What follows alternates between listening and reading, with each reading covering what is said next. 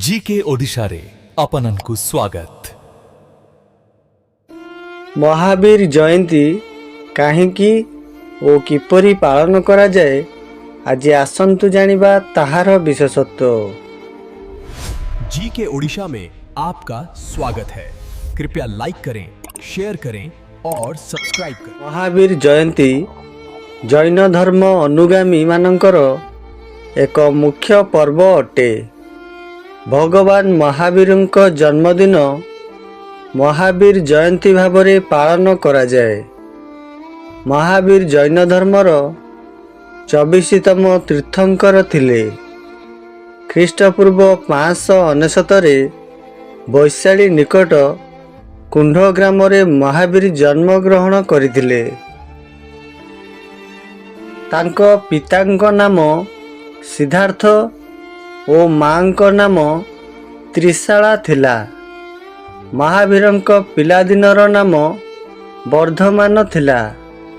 तांको पत्नीक नाम जशोदा थिला।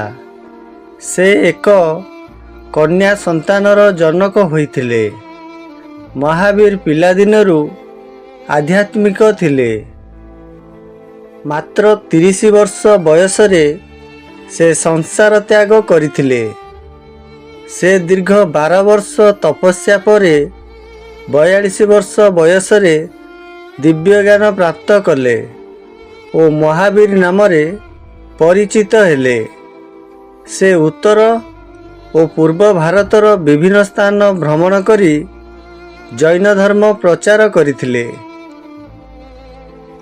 भगवान महावीरଙ୍କ मुख्य शिक्षा गुड़िक हेउछि समस्त जीवंक प्रति दया रखिबा, काहाकू शारीरिक और मानसिक जंत्रणा न देवा, सर्वदा सत्य पथरे चलिबा, चोरी करिबा अत्यंत अपराध बोली महावीर जैन विवेचना करथिले।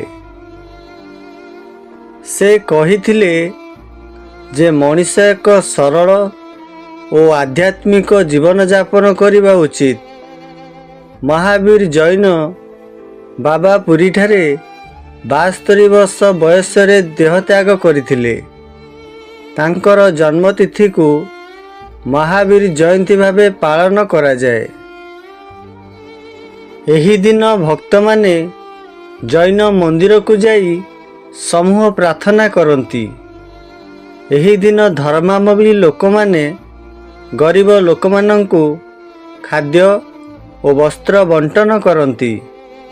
महावीर जयंती केवल भारत रे नुहे सारा विश्व रे धूमधाम रे पालन करा जाए।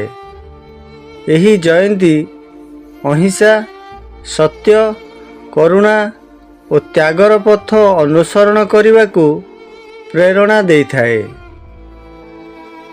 आपण मानंकु एही वीडियोटी केमिति लागिला कमेंट करी आपणक मतामत निश्चय जणाइबे। रहुछि, देखा हेबो परवर्ती वीडियो रे। जय जगन्नाथ।